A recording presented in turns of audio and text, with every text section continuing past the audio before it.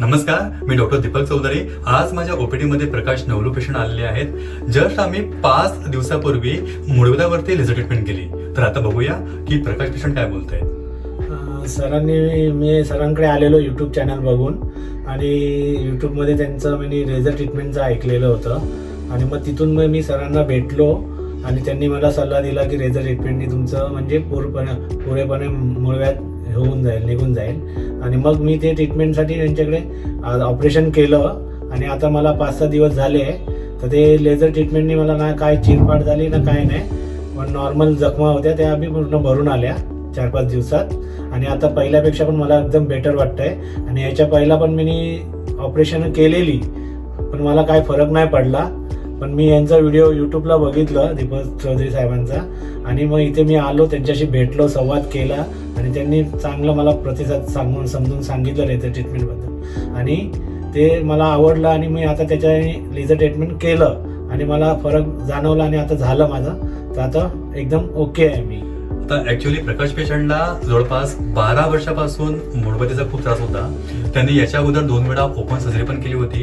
पण मी नेहमीच म्हणतो की ओपन सर्जरी करायची नाहीये, कारण ओपन सर्जरी केल्यानंतर मुळव्याध हा पुन्हा होतो.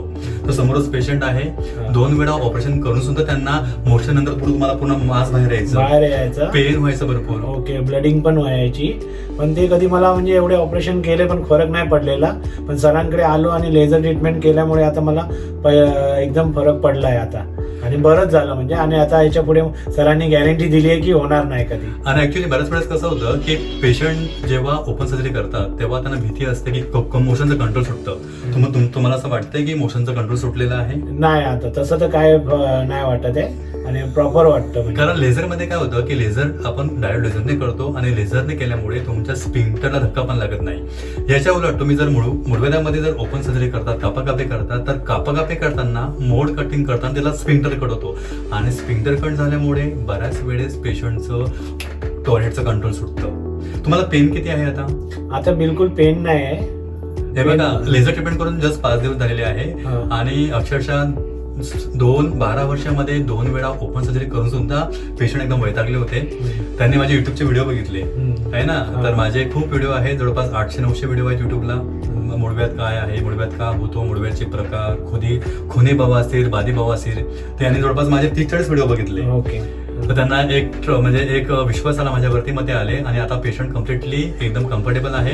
जर असंच तुम्हाला मुळव्याध भगंदर असेल आणि सारखं ऑपरेशन करून सुद्धा तुम्हाला जर परत मुळव्याध भगंदर होत असेल तर तुम्ही मला नक्कीच कॉन्टॅक्ट करू शकता. माझा नंबर आहे 9820125400. धन्यवाद.